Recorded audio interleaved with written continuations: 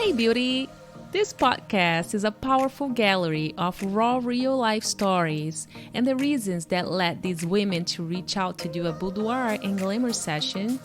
And it was created to give voice to my clients, also known as bombshells, to share their beautiful stories as means of inspiration to other women as well.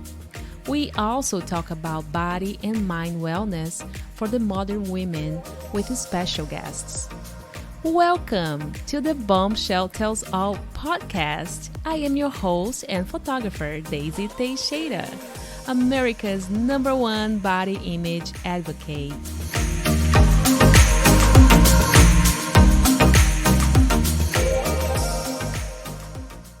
Hello, beautiful bombshells. This is Daisy Teixeira. I am back with another episode of the Bombshell Tells All, the show. And I have a beautiful, wonderful, amazing guest here today.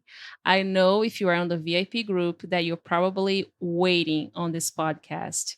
Guess who I have here? Danielle Hatfield. Oh my gosh, this woman. This woman has been sharing her journey from beginning to end with us. And we appreciate that you're doing this because you are actually helping the other ladies to understand and to find inspiration for their own session and to see how fun and empowering it is.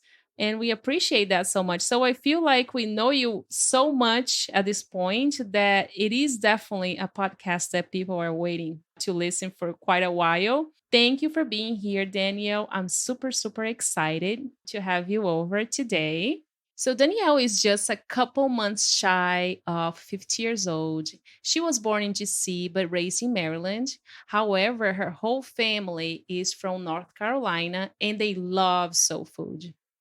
Currently, Danielle is a registered nurse and also a massage therapist and esthetician.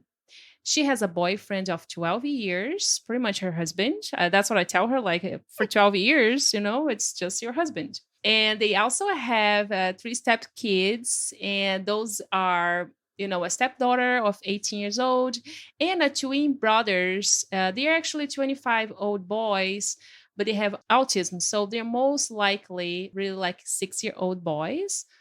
And also one adorable beagle named Zeppy. Mm-hmm. Danielle, I appreciate that you're here with us today. I am super excited to listen about you and learn more about your experiences and, see what you can share with others. Thank you so much for being here. So thank you. I'm so excited to be here today. I got to see my album. So I was so excited to be here and then to have to do the podcast, which is really cool. So thank you. So are we. We are very, very excited. We are definitely going to be talking about how you felt when you saw your pictures. But before we dig into any of these, I really, really want to get to know you a little bit more. I mean, I already know, but I really want to introduce you to people that are listening to your podcast today. So I want to go back a little bit on your background. Tell me a fun fact about your childhood. Well, I was a very literal child. So around 6, I have kind of 2 stories that example this. My dad, I was an only child. So I think my dad wanted a son. So he taught me how to fish. And we were living in Colorado for that year. And he took me to a stocked lake where the fish are already in there. So big rainbow trout. And he got me this fishing pole and it had the reel where you push the button. And he says, okay. So we put a little cheese on the end because I didn't want to kill a worm. So put cheese on it. And he said, okay, you're going to push the button. You're going to pull it back. And then you're going to come forward and let it go. Okay. So we're standing on this bridge and I push the button. I pull it back. I pull it forward. And then I let the whole thing go. The rod, the reel, everything into the lake. He meant just let go of the button. So very literal. He said, let it go. I let it go. Well, the only reason this water wasn't frozen is because it was moving. It's up in the mountains of Colorado. So my dad tries to go in to get the rod and it's too cold. So he sat there and fished out my rod with his rod. And when he pulled it out, there was a 6-pound rainbow bass on the end of a rainbow trout on the end of my pole. So very literal. And then that same year, I was in first grade. And we had been living in Maryland and we moved to Colorado for my dad's job. And I was struggling with the school system out there, just the way they did things. And I've always been really smart. I don't have to do homework. Like you tell it to me and I know it. So I would pass like all my tests and everything. And so I wasn't doing my homework. And my mom, the teacher kept sending notes home to my mom. And my mom said the one day they called us down to the school and the principal was like, Danielle's not doing her homework. And they're like, well, she's getting A's on all her tests. And they're like, well, she really needs to do her homework. And so I'm sitting there at 6 and the principal goes, well, why aren't you doing your homework? And I said, well, the point of homework is to practice it so you can learn it. And I already know it. So I have better things to do with my time. And my mom's like, she just pointed to me. She's like, what do I say to that? Because it's the truth. And so we get home and mom's like, if you bring home, just do your homework. She's like, just do it. Your classwork, your homework. And I'm like, okay, fine. She's like, if you bring home another note from school, don't bother coming home. Right. Well, she just told this to a very literal 6-year-old. So a couple of days later, I get a note to bring home from school. And I'm like, my mama said not to come home if I had another note. So we lived in a duplex. So at 6 years of age, I hid in the crawl space under the house for 3 days. I could see all the police coming by. And I was sneaking into the house when they weren't home to go to the bathroom and to get stuff. And I was very careful at 6 years of age not to let anybody know that I had been in there. And I could see them through the grate. Like I stayed out there for 3 days under the crawl space in the house. So I sneezed and a police officer heard me that was outside and they pulled me out of there. And the police officer in front of my mother is like, why did you run away from home? What are you doing? And I said, well, my mama told me if I had another note not to come home, not to come home. So of course, like Child Protective Services is like, man, we need to speak with you. Because they're thinking at this point, like I'm abused or something. And I'm like, no, my mom just told me not to come home if I had another note. So I didn't come home. So yeah, I was a very literal child. You'd be very careful what you said to me. Wow, Danielle, that's an amazing story. Thank you for sharing this. It really, it opened up a can of worms right here in my head. Amazing. And tell us something interesting about yourself that most people don't know. Well, so I usually use this whenever I start a new job and they're like, tell me something that we don't know or blah, blah, blah. So when I graduated high school when I was 17 and I decided that I wanted to take a year before I went to college. And so I just up and moved to Florida and got a job at Disney World because I'm very imaginative, creative. I like that whole side of it. And I thought a dream job, work at Disney World, right? So I was a cast member, as we call it. And I guess it's been 25, 30 years, 30 years. Yeah. So I think I'm allowed to say what I was at this point because they have like really strict rules. So I was Winnie the Pooh and I did that for about a year. So I was making like minimum wage and I had rented an apartment in Lake Buena Vista, not realizing that was like the expensive area. And then realized I'm going to have to work like 70 hours a week just to afford my rent and eat. So I worked 2 jobs at Disney World. I worked at Coke Corner, which wasn't there anymore. And I wore this serving hot dogs in the 100-degree weather in an Aunt Jemima outfit with like 9 layers, and then did Winnie the Pooh as well. So I was working 2 jobs there. And so didn't have any extra money. I think I lived off of macaroni and cheese and oodles and noodles. And that's before they came in the cups. You actually had to put them in the pot and cook them, but didn't have any money to go do anything. So my day off, Disney World was free. So I have scoured every corner of Disney World there is, which was really great. At the time, though, there was only the 3 parks. They had just opened MGM. So there was Epcot and Magic Kingdom. I mean, of course, now they have Animal Kingdom and all that other stuff. But yeah, so my days off were spent, at Disney. So Sweet. Thank you. mhm. And what are some of your guilty pleasures, Danielle? My worst is raw cookie dough. There are times where I'm like, I buy raw cookie dough. There is no intention of baking it ever. There's a particular one that I like that has like the chunk chocolate in it, the dark chocolate. And they come in these little squares and I'll go in and go, I'm just going to have 1 square. And I'll go in and I'll have 1 square. And then I'll go in and have another square. I'm going to have another square. And then maybe I'll get 2 squares, No, I like raw cookie dough, which is not great because I'm a diabetic. But anyway, let's see. Binge watching Netflix. Yeah. Again, This I guess goes along with the theme that I have no self-control. I'll sit down and go, oh, my new show's out. They've dumped all 12 episodes. I'm just gonna watch one. I'm gonna watch one a week. I'm gonna savor this. And then 12 hours later, okay, well, that season's over. And then I'm Googling, when's the next season? A year? What? You know, they should have an option on Netflix when you sign up that says, do you want access to all episodes at the same time or do you want them rationed out for you? There needs to be that option on Netflix. They need to ration them out. And then you pick like the every 3 days or once a week type thing. And then my last thing, I guess, comes from being Southern, sweet tea. So we call that the house wine of the South. There is always sweet tea in my refrigerator. That's one of the first things I learned how to make. My grandmother taught me how to make sweet tea. And so there's always sweet tea. And when McDonald's came out with sweet tea, I was like, oh my God, sweet tea, So, but I will tell you that I'm a sweet tea snob. So sometimes I'll go to McDonald's, I'm like, who made this? It's so bitter. Like they let it steep too long or it's not sweet enough. And I'm like, they call this sweet? What is this? So sweet tea, that's my other. And of course, it doesn't help because I'm diabetic.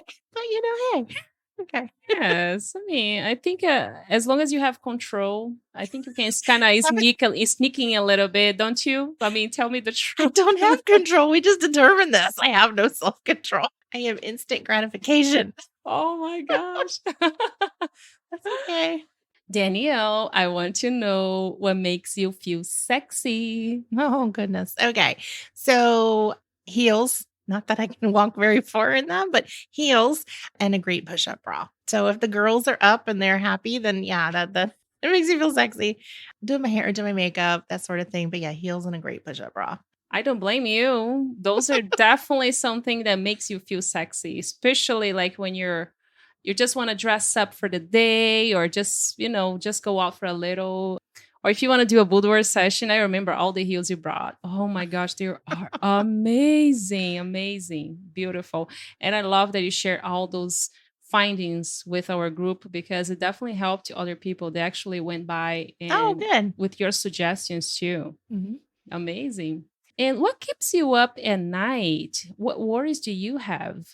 Okay, well, the first thing that keeps me up at night is my husband snoring and his sleep eating and his sleepwalking. But other than that, and his TV on 60, because he's deaf, he likes to have the TV on all night long. But those things I can work around. Worries. So I guess his health, my health, we have, issues that we're dealing with now that we're in our 50s. I think one of the biggest things, both of us, is what the future holds for his sons, my stepsons, with them being autistic. They're 25. They do a day program, but like what happens if something happens to him or to me or to their mom? They're never, their level of autism is so great that they will never live on their own. Even having a job might be incredibly difficult. So it's like trying to find purpose for them in their daily life and what's going to happen when we're not around. They have a sister, but you can't put that responsibility off on her. Have siblings so that they can be baggage that you have to deal with. That's not fair. So that, and there's not a lot of resources. The resources that are out there are very thin. They're very limited. They're very strict. That's actually one of the reasons why Jim and I aren't actually married, because if we got married, then they would lose a lot of their benefits, which is not a lot to begin with. So we've kind of had to adjust that because of that. And then am I ever going to be able to pay off my student loans? I think I'm going to be working at Walmart when I'm 95 as a greeter just to be paying off my student loans. So yeah, they're still sitting there. And I was really had my fingers crossed that, this administration was going to do something, but the news came out yesterday that they're not going to do what they said they were going to do. And so, it is what it is. But yeah, so yeah. That's always kind of looming over my head. I think I'm going to move to a foreign country. Okay. Danielle, share with us a defining pivotal moment in your life. Oh, well, I'm 50, so there's been a lot, but we'll talk about the most recent one. So I was working as an esthetician and a massage therapist at a resort spa. I'd been there for like 6 years and had great clientele. And so a lot of people don't realize this, but like hairstylists, estheticians, cosmetologists, all of that, massage therapists work on commission. I work on commission and tips. And it used to be that commission was usually like 50-50. So like if you were paying $100 for a facial, the esthetician was getting 50. And then out of that, they wouldn't have to pay what was called a back bar. So all the products that they use during your service, there would be like a $5 or $10 back bar charge. So they might get like $40 out of that service plus whatever you tip them, which is still really good money. But then the industry started doing 40% commission and then 30. So 35 to 40% commission is usually the standard now, plus a back bar. So I was doing really well. I worked in a resort, had clientele. I had clientele that would come all the way from New York City every month to see me. And then they were buying the skincare products I was recommending. So you get a small commission off of that. And they were tipping in cash. And so I was doing really well. And, you only have so many time slots a day. You can't fit in more people. So it's not like if I wanted to make more money, I could fit in more people. My slots were full. And the economy, all of a sudden, it was probably about 11, 12 years ago. Remember, the economy just literally tanked overnight. Like it was in August, September, I forget what year, and it just tanked. And then all of a sudden, my books weren't full anymore. People weren't coming as often. They were tipping on credit card, which means it went into my paycheck, which got taxed. And so I went literally within a month and a half, like everybody in the spa was affected, basically making half of what I was making. So just imagine all of a sudden your salary being cut in half. And it wasn't looking like it was going to get any better anytime soon. So I literally sat there and I said, I'm 38 at the time. I was like, I need a better career, something that's, more stable, that's going to take me through working till I'm 95. So I said, you know what? I want to be a nurse. Like literally just said at lunchtime one day, I said, I think I'm going to be a nurse. Came home. I told my boyfriend, I said, I'm going to be a nurse. He was like, you just decided you're going to be a nurse. I'm like, yep, I'm going to go to nursing school. I'm still going to work full time. So I went and talked to the school and they said, well, you need 24 credits before, this was like in August. They said you need 24 credits before January to apply for the nursing programs that start the following year. It's very competitive. So you need like a 4.0 average. I'm like, okay, so how am I going to do 24 credits, which for anybody who knows, that's a full year's worth of college in one semester and work full time. So I found a college, an online college, and this back 11 years ago, online colleges were not that easy to find. It was online because they were next to a military base. And so they had a lot of military and they did 6-week condensed courses instead of 15 weeks. And I did 24 credits in one semester, maintained a 4.0 average, and worked full time. Applied to nursing school. I applied to 6 nursing schools and I got into all of them. So then I started nursing school full time. I started in that summer. We had like pre-work we had to do. It took me 2 years. I got my associate's degree and then got a job in nursing field, and then did my bachelor's degree online. So RN to BSN. I did that in 2 years, got divorced at the same time. I'd already been separated for many years, but we hadn't done the actual divorce thing. And then I took a little 6-month break and then I did my MBA, my master's in healthcare administration and management. So in 9 years, I went from no degree to an MBA. So I learned how to live off of 3 hours of sleep. And I had never really drank coffee before. So in nursing school, in clinicals and stuff, you can't have any liquids on the floor or anything. And as a nurse, you don't have time to go to the break room to drink coffee. And if you drink the coffee, then you got to go pee. So you don't have time for that either. So I started eating chocolate covered coffee beans because they have like the highest caffeine content. And then I just started eating raw coffee beans. I keep them in my pocket and just eat them. It takes out the middleman. You don't have to pay. You get all the caffeine out of it and they're portable, So yeah, that's what kind of got me through. But yeah, I actually lived out of a hotel 3 days a week because my school that I went to was so far from where I was living. And my clinicals were at like 4 a.m, 5 a.m. And I wouldn't get home from like my work until so I was just like 3 days a week. I lived out of a hotel. It was just easier. So yeah, I think about that now, even though that was only like 10, 11 years ago. I'm like, I don't think I could do that now. I am too tired. Because my daughter's constantly going, go back and get your NP or get your MD or get your, and I'm like, I don't have the energy for that. Just don't have it. I'm like, that was my one burst and that was it. Wow, but that is a big, big accomplishment. Yeah. Absolutely. Absolutely. And Mm. this is definitely a beautiful experience there that you had. Okay. Danielle, I am enjoying so much to learn all your experiences and all the sharing of the valuable things that helped you to get where you are. And with that being said, do you have a motto or a favorite quote to share with us? So yeah, I actually have two. So this one I actually had at the bottom of my business card when I was in nursing school. A successful person is one who can lay a firm foundation with the bricks others have thrown at them. So a lot of times we can play victim very easily. The I can't do this because of that, or I can't do that, or I have this, or I have that. All of that defines who you are. What makes a difference is how you use that. So I use that to lay a foundation. So that foundation could come from when I say others with the bricks that others have thrown at you.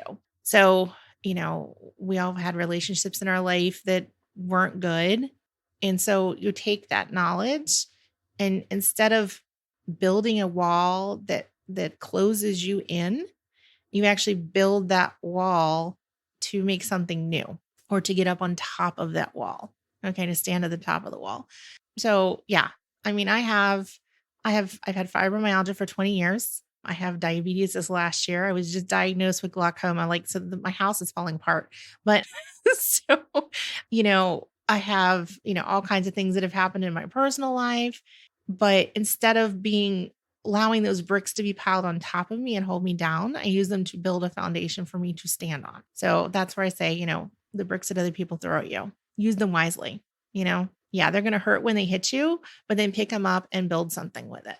Don't let them lay there. So that's my first one. My second one, this one is one that I used to have on my very first, I had postcards, kind of made up cards that I would give to the other nurses on my team when I became a manager to remind them. So too often we underestimate the power of a touch, a smile, a kind word, a listening ear, an honest accomplishment, or the smallest act of caring, all of which have the potential to turn a life around. So we go through our daily lives and we don't realize that just the smallest thing can greatly impact another person, whether it be positive or negative, you know? So if we try to make sure that we're doing that smallest act of caring, we may not see the results from that, but that can have a ripple effect. So, your basic example is if you've ever been in line at Starbucks and you get up there and they go, "Oh, the car in front of you paid for you." Oh, nice. That's kind of cool. Then of course you feel obligated to pay for the person behind you until you find out that they aren't ordered for the entire office and it's $65. So yeah, just my motto of that is I try at least once a day to do something unexpected, even if it's very small. So if I'm out and about and I'm shopping and I see, a salesperson or whatever, and her nails are gorgeous, or she's got gorgeous eyes, or I really love her outfit or her purse, I will make a comment. I will tell her or tell him or whatever, because you don't know, maybe they're having a really crappy day. Maybe the last customer they had was a complete asshat. So, you know, and so you may turn that day around or whatever. So just something small. So I try to do something small every day. Okay. Danielle, I really want to talk to you about the boudoir glamour experience. What was your takeaway from this whole thing? Like I mentioned in the beginning of the podcast, you blow me away about how you shared all your experience, and people were really excited like to hear your findings, the things that you were researching, and also all the videos that you posted. Like literally you were posting very frequently, like pretty much almost every week, and it was very very fun and engaging and encouraging for other people. I loved seeing all your commitment to this project. I really really loved it so much. I really hope that doesn't stop even after the session, but for now I really want to know from you, how was that? So first of all, why did you decide to do a boudoir session? What was your main reason? Well, so when I started nursing school at 38, I was in the middle of deciding to go through a divorce. And so I was trying to reinvent myself, I guess. I had kind of gotten into a rut. I'd been married for like 18 years. And the previous 10 years had literally been like roommates, basically.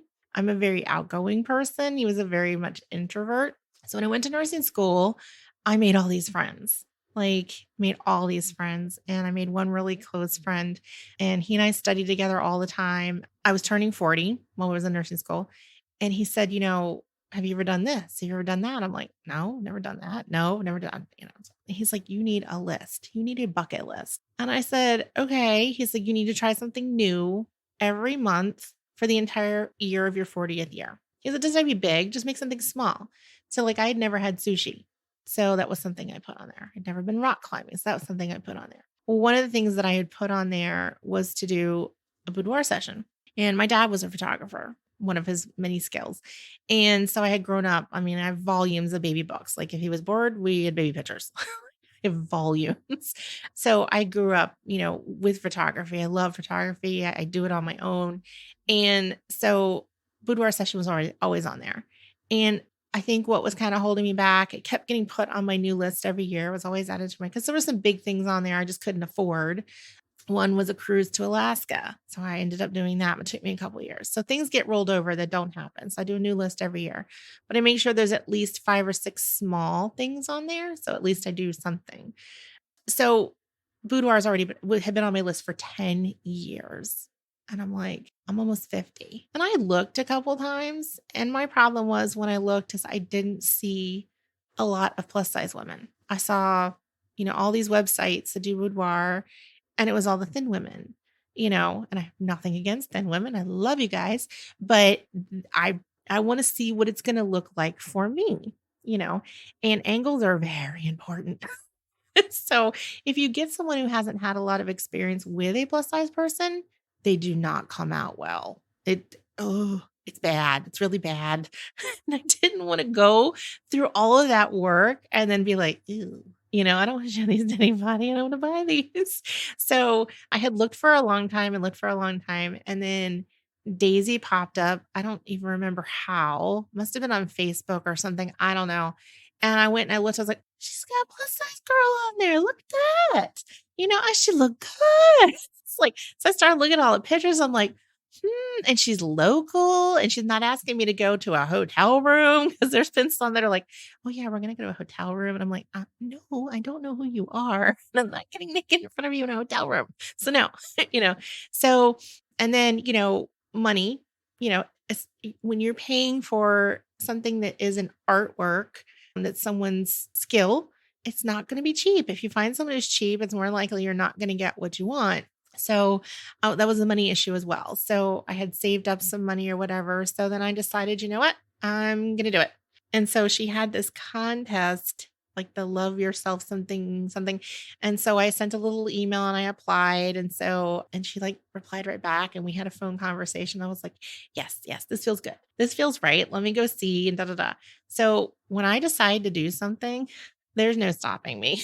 When it's like, when you said it was like my project, yes, I go full force, 100%, headstrong into anything that if I decide I'm going to do it, I do it, except losing weight.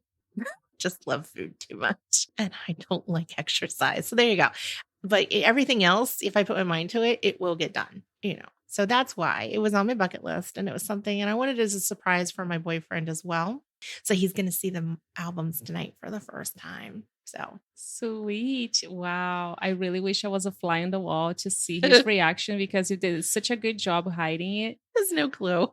He has no clue at all what's coming to hit him. So I'm sure it'll be amazing. And that's the beauty about doing a session for yourself. First of all, it's for yourself. Yes. And with that being said, what was your favorite part of the session? Oh, well, so it's not just the session. That's the thing that I think people need to understand, that the experience starts when you decide to do the session. There's a lot to be done before the session. So I kind of equate it to baking a cake, right? You got to have the right ingredients. You got to have a plan. You got to put them all together. You got to bake it. And then the best part is you get to eat it at the end. So I find that, eating a store-bought cake, it's not the same as the one that you've cooked yourself, that you've shopped for the ingredients, you put them together, and, you've made that cake and then you eat it, whether it's good or not. But I find it so much more rewarding, or it just tastes better than a store-bought cake. Okay. So it's the whole process. So I enjoyed the shopping. Like, I really hadn't shopped for a lot of lingerie. Occasionally I would run across a piece and like, woohoo, this is nice, so on and so forth. This is not something that you wear every day. At least I don't. So the shopping was fun. I love shopping anyway. But looking for trying to find, plus size pieces that were not black or white. It seems like for plus size, that's all there is. And the occasional day glow yellow. But to trying to find new places and then ordering stuff. And then, I'd order like 9 things and like only 2 would fit. But so that was the fun parts.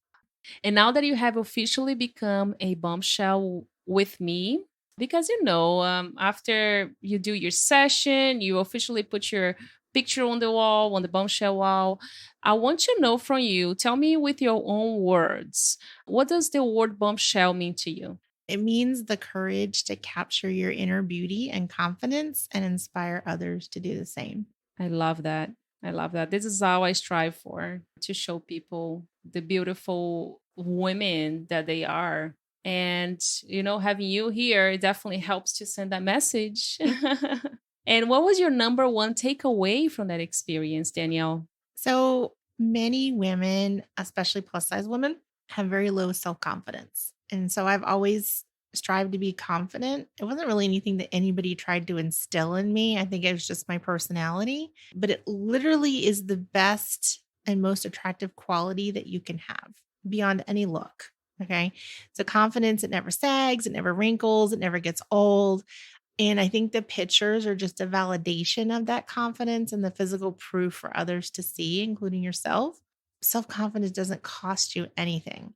And yeah, are there days where I do not feel self confident? Absolutely. But you know what? You can fake self confidence if you need to. So, and when you actually start to like bolster yourself, and so I have kind of the attitude, I don't care what anybody else thinks. I really don't. Now, granted, can someone come up and say something to me that's going to hurt my feelings? If you let it, I let it hit me for 2.2 seconds. I take that brick and I lay it under my feet. So, self confidence, I think, and so it's funny, a lot of times, always being a plus size person, a plus size girl, there's been a lot of guys that I've gotten boyfriends that are just drop dead gorgeous. Like, and you'll get the questions like, how is she with him? Do you know what? How am I with him is because it has nothing to do with how I look on the outside. It is my personality. It is my self confidence. Yeah, I can have a bubbly personality and be funny, but if I still don't have the self confidence, it's not as attractive. So that self confidence is like, it is the key. It is the secret to, because you've all met somebody who is gorgeous by society standards, and they are just an ugly person on the inside, just ugly, negative, whatever you want to call it. They could be gorgeous. Nobody wants to be around them, or they'll fake being around them. But then you meet the other person over there who is quirky, doesn't have the typical, what you would consider society to be beautiful, but they've got this self-confidence. They walk into the room like they own it, and not arrogance, but just like, I'm here. I don't care what you think of me. I'm here for me. That is probably the most attractive feature that a person can have. And I guess I've just been kind of blessed with that mentality. But yeah, there's days where I'm like, look in the mirror and I'm like, oh God, do your hair, do something terrible, but I'll still go to the store and I still walk around Walmart like I look like the bomb, but I don't. So, that's self-confidence, that right there. And it doesn't cost you a penny. You just have to make sure you take care of it and you use it frequently. But like I said, you can fake it too. You can fake the self-confidence. It just takes a little practice. It's funny that you're mentioning this because I one of the jokes I do with the ladies while I'm photographing them is like, okay, now I need a beautiful Julia Roberts smile.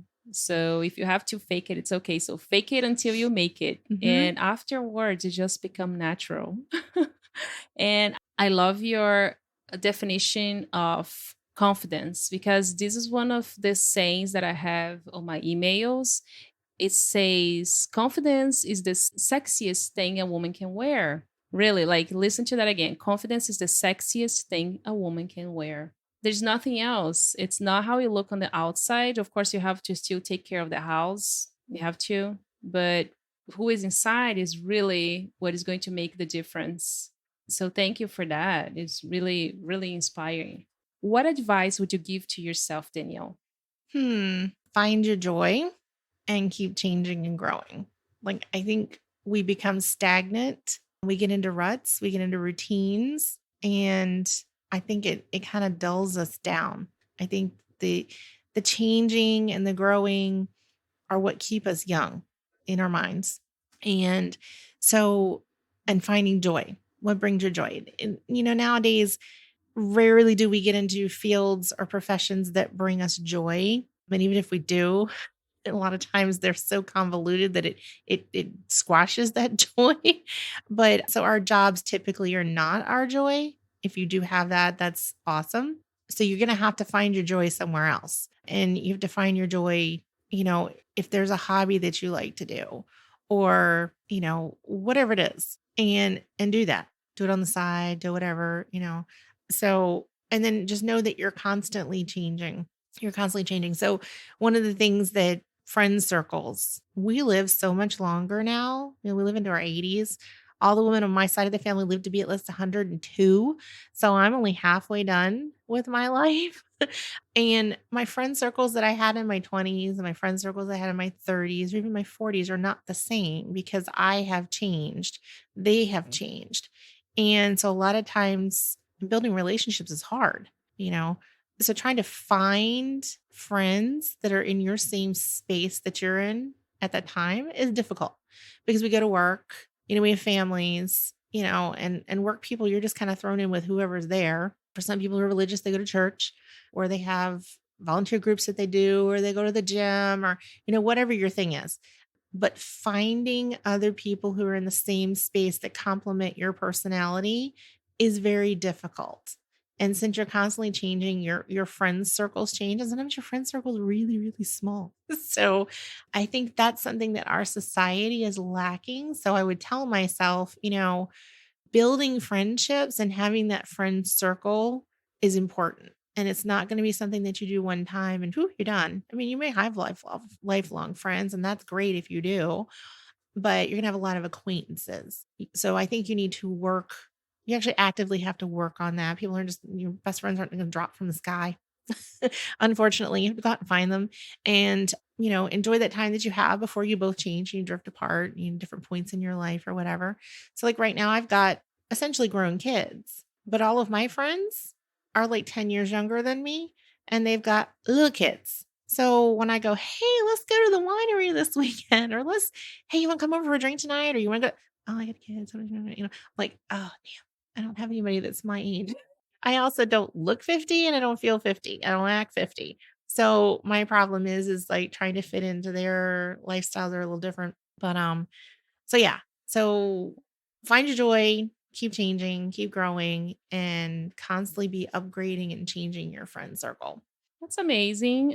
Actually, as we are approaching the end of the month, we are going to do our very first hangout, and I am very excited for you ladies to get to meet each other. I see a lot of people friending each other on Facebook at this point, and they all have met at the group. And the hangout is actually exactly for you ladies to meet each other in person. I'm sure a lot of beautiful friendships are coming up after this one. And I'm sure also that we are going to be doing more. This is just the first one. And this is going to definitely bring some light. And why not? How fun that will be. Like, how did you ladies meet up? Like, how did you, like, in the future, whenever you're telling your story about your friendship, and you'll be like, oh yes, we met on this group on We Facebook. all got naked and had pictures taken in lingerie, just not at the same time. Danielle, I'm so sad as we are approaching the end of our interview. I feel like we could be here talking for hours. I definitely have the vibe with you where we can talk about anything, and if we don't keep an eye on the on the clock, we can keep going and going. I know this is going to be a long interview, but anyway, so we are approaching the crown forge. This is a question that you are going to be asking for the next bombshell. But before that, I would love to ask you the question that our previous bombshell has left here for you. So our previous bombshell, Diana, has asked for you, Danielle, What is your greatest achievement in your life so far? So I guess my greatest achievement was literally at 38, deciding to change my entire career, my entire life. So, I went back to school and, I've been all the way through my MBA. At the same time, got divorced, went into a new relationship. And then I think the other kind of piece of that is I didn't have any kids with my previous husband. So I got instant family. And so my stepdaughter, Lydia, she came into my life when she was 6 and she just turned 18. So I pretty much, I've molded that little thing into a little mini me. So she's turned out to be a great kid. And so I think that pivotal at 38. So just deciding to completely 180 my life all at once. So those were the achievements that I got out of that. And those are beautiful achievements. And which question would you like to ask for our next guest, our next bombshell? So it kind of goes along the themes of my bucket list. So what is the one thing you have always been afraid to do, but really want to do it? I love it. And I can wait for our next bombshell to answer that question for you. Yeah, because whoever it is then going to have to do it. So just so they know, they might want to think about that. They say skydiving, then they're going to have to do it. Lovely. Be careful with your answers then. Oh my goodness. That was such a beautiful, beautiful interview over here. I really enjoyed having you over here, Danielle. Thank you. Thank you so much for sharing everything, like all those beautiful insights and stories in your life. They definitely helped me today. I feel empowered just by listening to you, learning from you. So thank you so, so much for being here. Oh, thank you for having me. It's been great. All right. Thank you so much for being here, Danielle. It was very, very inspiring, very meaningful. And I cannot wait to have you back again here because I'm sure there is so much that we can learn from you. This is just like the tip of the iceberg. And for all our bombshells and listeners out there, thank you for listening. And we see you again on the next episode of The Bombshell Tells All, the show. Bye. Bye. Ladies, thank you for listening to today's podcast. Please don't forget to share the positivity and love with your friends by subscribing and sharing this message so we can continue producing more content for you. And remember, self-love starts within. I am your host and photographer, Daisy Teixeira, with The Bombshell Tells All, the show.